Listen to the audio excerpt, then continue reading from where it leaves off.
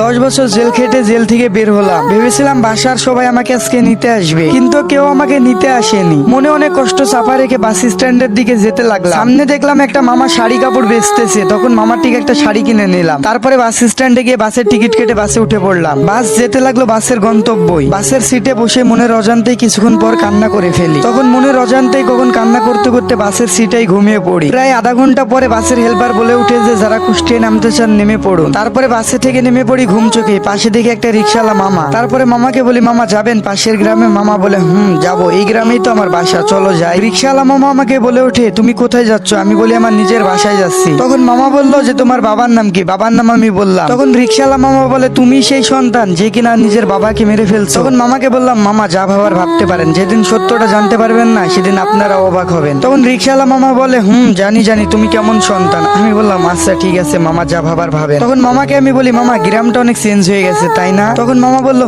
তা তো হবে। আমি বললাম, মামা বাসার সামনে নামাই দেন। মামা বললো ঠিক আছে। তারপরে মামা কিছুক্ষণ পরে আমারে বললো, এখানেই নামো। তখন আমি বললাম, মামা কোথায় নামাই দিচ্ছে? তখন রিক্সাওয়ালা মামা বললো, ওই যে সামনের বাসাটা দেখছো না, ওটাই তোমার বাসা। আমি বললাম, আচ্ছা ঠিক আছে মামা, এই নেন আপনার ভাড়া। নিজের বাসাটাকেও আমি চিনতে পারছি না, কারণ 10 বছর আগে দেখে গিয়েছিলাম কি আর এখন দেখতেছি কি। এখন দেখতেছি বাসাটা পুরো পাল্টে গেছে। বাসার কলিং বেল চাপা মাত্রই দেখি যে মা আমার দরজা খুলে দিল। মা বলে উঠলো, খুনিটা আমার বাসায় এসেছে কেন? কেউ ওকে বেরিয়ে যেতে বল। মা তুমি বিশ্বাস করো, আমি বাবাকে কখনোই হত্যা করিনি। তুই যদি আমার কখনো সামনে আসিস তাহলে আমার মরা মুখটা দেখতে পাবি। এমন কথা বলিও না মা, আজ অন্তত পক্ষে একবার তোমার এই সন্তানকে বুকে জড়িয়ে নাও। তোর স্থান কোথাও নেই আর তোর স্থান কোথাও হবেও না। আকাশ এই খুনিটাকে এখনই বাসায় থেকে বের করে দে। আচ্ছা ঠিক আছে মা, আমি দেখতেছি। তখন হাসান উঠে বলল, ভাইয়া বিশ্বাস করো, আমি আব্বুকে কখনোই হত্যা করিনি। আকাশ উঠে বলল, তুই বাবার নাম মুখে নিবি না, তোর মতো সন্তান যেন কোনো বাবা মায়ের ঘরে জন্ম না নেয়। তখন হাসান বলে উঠলো, ভাইয়া তুমিও আমাকে বিশ্বাস করতেছো না? তুমিও আমাকে এই কথা বলতেছো?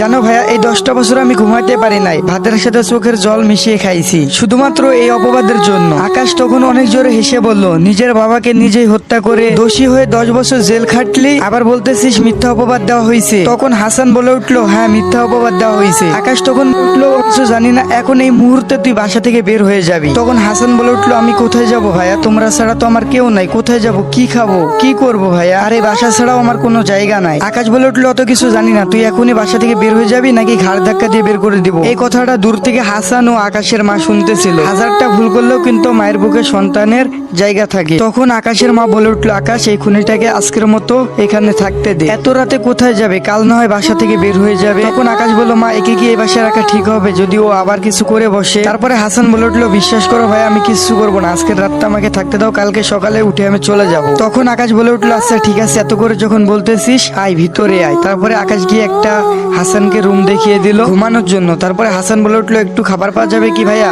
অনেক ক্ষুধা পাইছি। তখন আকাশ বলে উঠলো, তোর এই বাসাতে খাবার খাওয়া হারাম, যদি আরেকটা কথা বলিস তাহলে তোর ঘাড় ধাক্কা দিয়ে বাসা থেকে এখনই বের করে দিব। তখন হাসান বলে উঠলো, আচ্ছা ভাইয়া খাবার লাগবে না, ঘুমাই। ঠিক রাত 3টা বাজে একটা চিৎকারের শব্দ হয়ে উঠলো। বলে উঠলো, বাঁচাও বাঁচাও, প্লিজ কেউ আমাকে বাঁচাও, প্লিজ প্লিজ কেউ আমাকে বাঁচাও। এমন শব্দ শুনে সবাই বাইরে এসে দেখে হাসান কাজের মেয়ের আয়েশার ব্লাউজের ফিতা খোলা। এমন দেখে আকাশের পায়ের রক্ত মাথায় উঠে গেল। তখন আকাশ বলে উঠলো, কি হয়েছে আয়েশা, তুমি এত কান্নাকাটি করতেছো, কি ব্যাপার? তখন আয়েশা বলে উঠলো, স্যার আমাকে প্লিজ বাঁচান, আপনার ভাই আমার সাথে শারীরিক সম্পর্ক করতে চাইছে, কিন্তু আমি রাজি না থাকায় আপনার ভাই আমার সাথে জোরাজুরি করতে চাইছে। তখন হাসান বলে উঠলো, এই মেয়ে তুমি এত মিথ্যা কথা বলতেছো কেন? তুমি তো আমার রুমে এসে কান্নাকাটি করতেছো। আর বলে উঠলো, তুমি আমাকে ফাঁসাইতে চাইতেছো। তখন আকাশ বলে উঠলো, হাসান একদম চুপ করে থাক, নাহলে তোরে কিন্তু একবারে অবস্থা খারাপ করে ফেলবো। আয়েশা কেমন মেয়ে আর কতটা ভালো মেয়ে সবাই জানে, ওর মতো মেয়েই হয় না গ্রামের মধ্যে, আর তুই কেমন এটা গ্রামের সবাই জানে। আর ঠিক তখনই হাসানের মা আর আকাশের মা ওইখানে চলে আসে। তারপরে বলে, আকাশ কি হয়েছে আর আয়েশা তুই কান্না করতেছিস কেন? তখন হাসান বলে উঠলো, খালা আমি আপনাদের বাসায় আর কাজ করবো না, আপনার ছোট ছেলে আমাকে ধর্ষণ করতে চাইছিল। তখন আকাশের মা বলে উঠলো, আয়েশা তুই এসব কি বলতেছিস? তখন আকাশ বলে উঠলো, হ্যাঁ মা, ও যা বলতেছে সব সত্যি বলতেছে, আমি বুঝে গেছি মা। হাসান কি চায়? হাসান চায় আমাদের এই সমাজে মান সম্মান সব ধুলোয় মিশে যায়। তারপরে হাসানের মা আর কিছু জানতে না চেয়ে হাসানের কাছে এসে 2 গালে থাপ্পড় দিয়ে গাল দুটোকে একেবারে লাল করে ফেলে এবং হাসানের চোখ দিয়ে পানি বেরিয়ে আসে। তারপরে বলে উঠে, তোর মতো কুলাঙ্গার সন্তান এই পেটে ধরছিলাম, বিশ্বাস হচ্ছে না। নিজের বাবাকে তো 10 বছর আগে একেবারে খেয়ে ফেলেছিস, এখন আবার আরেকজনকে খাইতে খাইতে চাইছিস আর কতজনকে খাবি? তখন হাসান বলে উঠলো, বিশ্বাস করো মা, তোমার কসম আমাকে এখানে ফাঁসানো হচ্ছে। তখন হাসানের মা বলে উঠলো, ওই মুখে আমার নাম নিবি না, আর